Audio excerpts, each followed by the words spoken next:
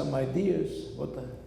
Someone told me, go to this, there's a senator who has tremendous connections, he's a law office, go to him and see what you can do. So I went to this senator's office, the law office. There must be 20 people sitting there waiting. He opens the door, and the next person in line comes in, takes him in. So I figured, it's Friday afternoon, 2, 3 o'clock. By the time I'm going to be next, it's going to be most probably too late to do anything.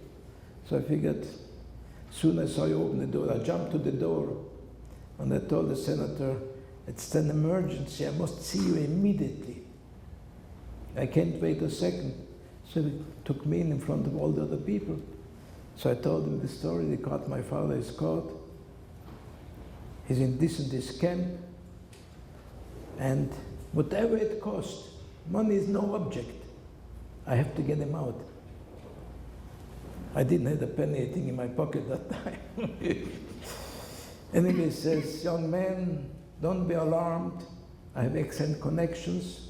The law is, before anyone could be moved out of here, it must be 48 hours. Monday morning, I'll go in there and I'm going to have a father released. I knew already that in the morning, nobody's going to be there. Anyway, I left with nothing, with empty-handed. I came again to my father's friends. Someone tells me there's one person who knows the head warden of that camp, of that. He has real connections. Go and speak to him. Right away, I ran over to that person, and I told him my father is caught. So he tells me, okay, I can do something for you, but I want you to know, in order to bribe the head warden, takes tremendous amount of money. And he gave me the amount. The amount today, I would say, would be like $50,000. So he says, look here, by 10 o'clock, I must have the money.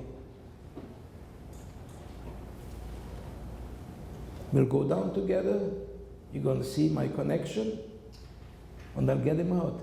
But I must have that money with me. So I came, and all of a sudden, Friday afternoon, I come to shul, and I speak to people, friends. My father is caught. He's in that prison. And I told him I need that money to get him out. It was a fantastic amount of money. In the meantime, people gathered around, and there was a whole commotion in shul. All of a sudden, a man comes, that man who saw me in shul when I was davening, he comes over to me, he says, you come to me and I'll give you the money. But it is Shabbos today, so we have a problem. So that time was one of the Volodine, he was a refugee also from Poland. He came here after I think he gives the shkochas, his grandchildren. He says, give me the schus and the mitzvah to count the money. I want to have that mitzvah. So he came after davening to that person's house.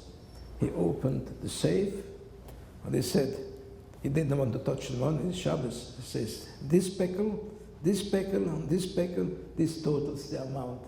Take it. So I took the money, I stuffed it in my shirt, under my shirt. And it was after davening. So I went over to that person, and I said, listen, I have the money, but before I give the money, how do you know you're going to produce? Maybe you'll take the money and nothing's going to happen. He says, I tell you what, go to the restaurant and get a full meal, challah, soup, flesh, and so on. We're going to go together down to the prison, and you'll see how I perform. Okay, I went. I got special dishes there to keep it warm, and we're walking down towards the prison. On the way, I meet a person I knew from my hometown, crying. What happened? My father is there. Go a little further, a few steps wider, someone else is standing there crying. They were afraid to go close to it, but in side streets they were standing there. Tried to get close as possible to the relatives.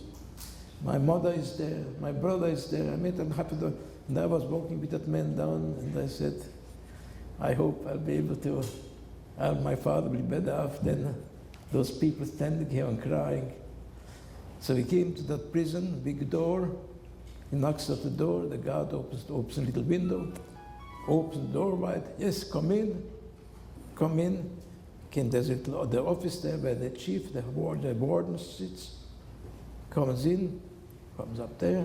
The warden comes out. Yes, how are you? I see they have very close contact. So I said, I want to have prisoner Cohn. Right away, there must be 2,000 people were there. All of a sudden, they opened that iron thing where the prisoners are, and they shout out. So my father comes over to me, and they said, I gave him the challahs, the food. And I said, I hope I have found the connection to get you out. I gave him the money, and I went home. That night I was in bed, and I was davening all night. I wasn't sure it's going to work or not, but I was hoping Kibud Av should help. I said to the Shalom, my mother is gone, my sisters are gone. The only thing I have left is my father. Please. Soon it came a little bit light. Must have been. So I went to the area where the prison was. A day before, blocks away, you can hear that noise, 2,000 people. Even if they only breathe, if they don't talk, makes a certain rush, certain noise. I come there, quiet, don't hear a muk. There was nobody left in that prison except the guards and my father. You literally saved your father's life through your hands. No, let's skip to the next couple of slides. And that's Prejbor, the same shul that we saw at the beginning after it had been destroyed. Next slide, please. This is a beautiful photo of you with your father taken in 1995. Your father at the time was 94 years of age, and he lived another 2 years until 1997. That is more than 50 years after the episode which you have described, in which you were instrumental. You were the shliach of the revered in saving his life. You told us that it's very, very difficult for you to speak about these things. It still causes you pain. That being the case, what made you agree to the invitation to come and discuss your history with us?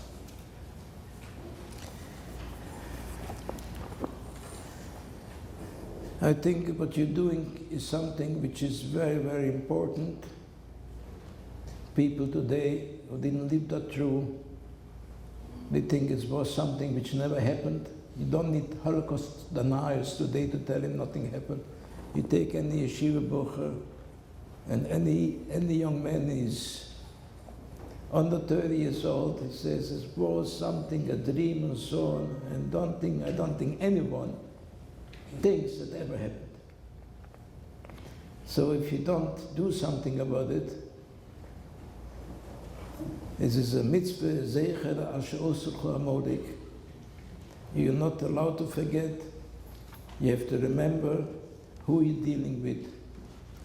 Esef soine Yaakov, and we live in Borough Park. We have democracy. We have protection of the law. We are equal citizens like everyone else. We had the same thing in Pressburg also. Overnight it's all gone. Don't be so sure that this could happen in America.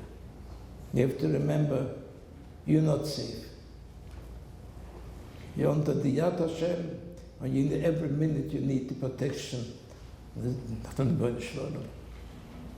The level of Mesiras Nefesh that we have touched on here and there throughout this discussion is on a level that is way beyond the frame of reference of the average young, frum Jewish person growing up here in the United States. What messages do you have for them about the adherence to Yiddishkeit in difficult circumstances? I have one message which I want to relay, and I think it's very important. We have bitachon, we have to bait every minute. We have to see the Ge'ila Shalemo, and we're davening every day a number of times. And this tefillah is not something just being printed in the siddur. I want you to know you need to daven. This is something which needs a lot of tefillah. Kibud should help us all, that we should not see any of this kind. And Kibud give us the schus that will be solche zu Mashiach tzidkeni b'mehel b'mehel amen. Over the last several decades, you have performed the mitzvah bris milah on several tens of thousands of Jewish children and also adults. I see in this a phenomenal nekumah for what you and so many others went through. And every time you say b'damai chayi, I can see how what you're saying is, with this blood of this bris milah, chayi, the Klal Yisrael, continues to live, and you affirm the nitzches of Klal Yisrael. Tell us what goes through your mind every time you perform a bris milah. When you speak about bris milah, I'm speaking now not from the modern Orthodox or Reform or Conservative, speaking about our heimische Menschen, heimische Leute. Bris milah is very nice, the Sholem Zocher, he serve beans and beer, wonderful. It comes to make them the bris, it's a lechaim, a nice siddur, it's a wachnacht, it's wonderful, very nice.